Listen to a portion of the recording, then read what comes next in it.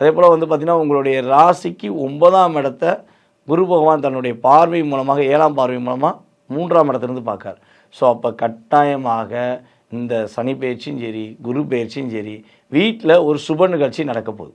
அது என்ன நிகழ்ச்சி அப்படின்னு கேள்வி கேட்டிங்கன்னா, திருமணம் முடியாதவர்களுக்கு திருமணம் முடிப்பதற்கான பாக்கியம் கிடைக்க போகுது.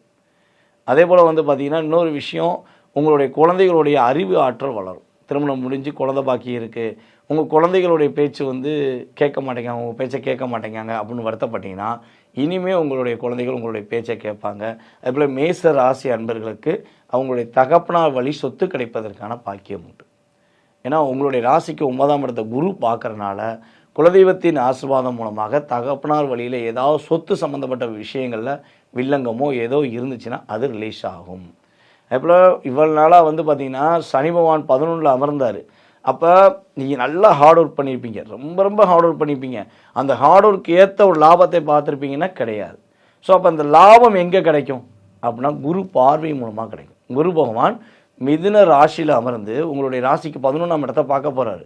உறுதியாக இனி வரும் 1 வருட காலத்துக்கு நீங்கள் வேலை பார்க்கறதுக்கான, நீங்கள் தொழில் பண்ணுவதற்கான சரியான முறையில் கூலி கிடைக்கும்.